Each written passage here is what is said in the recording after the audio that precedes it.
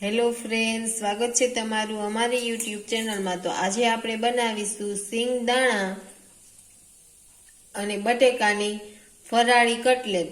તો ચાલો શરૂ કરીએ બનાવવાનું।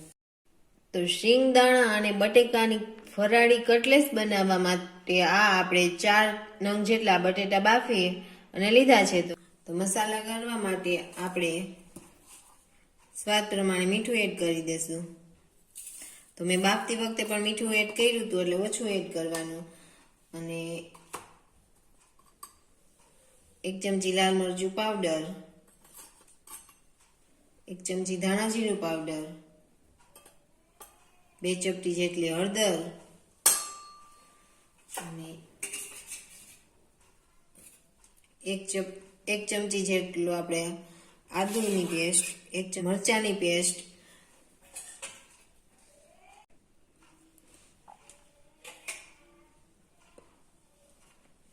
1 ચમચી આપણે ખાંડ એડ કરી દેશું। ખાંડ તમારે જો સ્પાઈસી જોતું હોય તો ન નાખવી।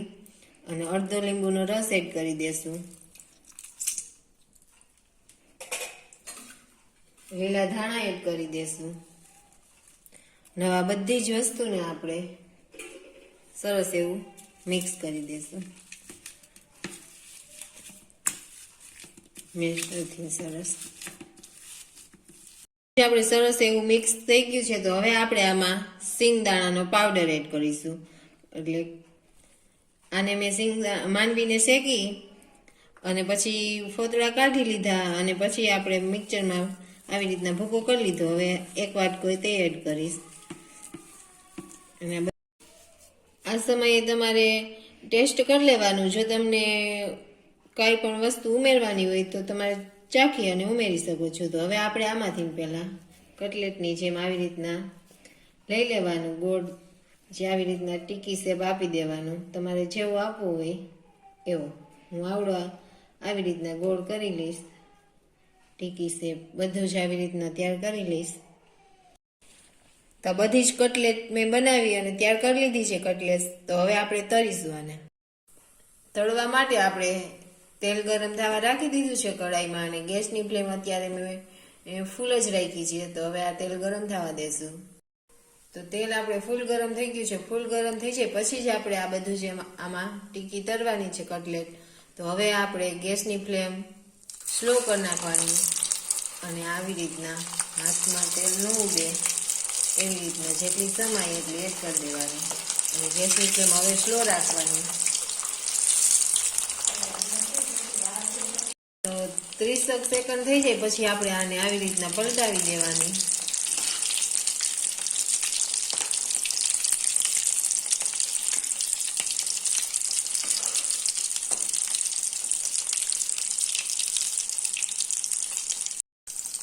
તો જોઈ શકો છો આ પેલા બહુ જ તેલમાં બબલ્સ થતા હતા, હવે ઓછા થઈ ગયા અને સરસ એવી ગોલ્ડન થઈ ગઈ છે, ગોલ્ડન બ્રાઉન।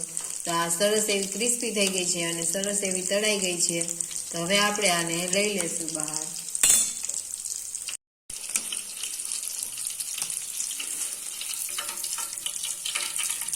ગેસની ફ્લેમ પહેલા તેલ ગરમ કરી ત્યારે ફૂલ રાખવાની અને પછી સ્લો કરી નાખવાની। જો એવી રીતના નહીં કરો તો બધી જ તેલમાં છૂટી થઈ જશે અને તેલ પૂરું જ ખરાબ થઈ જશે। એટલે તેવી રીતના તળવાનું। પાછી બીજી વખત આપણે તળી ત્યારે પણ તેલ આપણે ફૂલ ગરમ થઈ જાય પછી આપણે કટલેટ એડ કરવાની અને પછી આપણે ગેસની ફ્લેમ સ્લો કરવાની।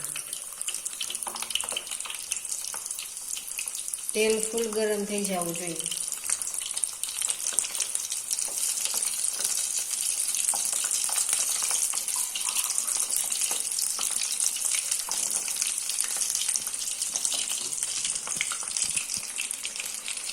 તો બધી જ હું આવી રીતના તૈયાર કરી લઈશ।